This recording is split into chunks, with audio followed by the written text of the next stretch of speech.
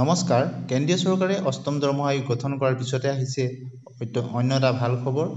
Government of India ministry of personnel PG and pensions department of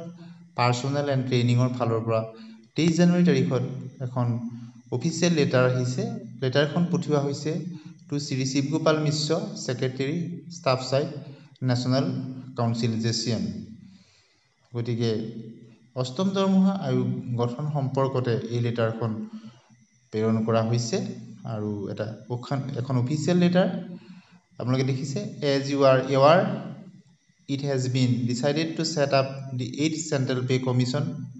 CPC. The terms of reference of 8 CPC are now to be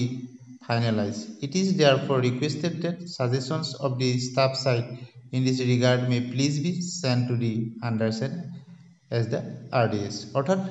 শিৱগোপাল মিশ্ৰ ডাঙৰীয়ালৈ পঠিওৱা হৈছে staff চাইডৰ কাৰণে আৰু যেহেতু বিভিন্ন কৰ্মচাৰী সংগঠনৰ লগত আলোচনা কৰা হয় আৰু সেই হিচাপতে শিৱগোপাল মিশ্ৰ ডাঙৰীয়ালৈ অফিচিয়েলি এখন লেটাৰ পঠিওৱা হৈছে তেওঁলোকৰ সাজেশন কি অষ্টম দৰমহা আয়োগ সম্পৰ্কত গতিকে অতি শীঘ্ৰেই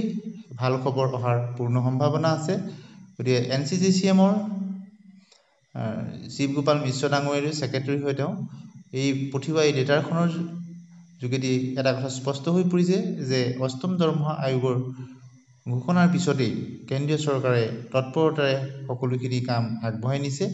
আৰু আশা কৰা হৈছে যে সঠিক সময়তে অষ্টম দৰমহা আয়োগ কাৰ্যকৰী হ'ব আৰু তাৰে অংশ হিচাপে এই যিখন লেটাৰ পঠিওৱা হৈছে ছেক্ৰেটাৰী অফ ষ্টাফ চাইড জেচিএমৰ কাৰণে আৰু তেওঁলোকৰ অষ্টম দৰমহা আয়োগৰ সন্দৰ্ভত পৰামৰ্শ কি বিচৰা হৈছে অফিচিয়েলি আৰু এক এড্ৰেছ দিয়া হৈছে তালৈ পঠিয়াবৰ কাৰণে ৰিটাৰ্ণ আকাৰত গতিকে অত্যন্ত এটা ভাল খবৰ কৰ্মচাৰীসকলৰ ক্ষেত্ৰত আৰু অষ্টম দৰমহা আয়োগ গঠনৰ সম্পৰ্কতে শিৱগোপাল মিশ্ৰ ডাঙৰীয়াই বহুবাৰ আজি অন্তত প্ৰায় 2 বছৰমানৰ আগৰ পৰা তেখেতে যথেষ্টখিনি ইনিচিয়েটিভ লৈ তেওঁ ছেক্ৰেটাৰী কেন্দ্ৰীয় সচিবক বিত্ত সচিবক তেওঁ লগ ধৰিছিল আৰু অন্যান্য বহু তেওঁ মন্তব্য কৰিছিল আৰু অৱশেষত কেন্দ্ৰীয় চৰকাৰে অষ্টম দৰমহা আয়োগ গঠন কৰিলে আৰু এতিয়া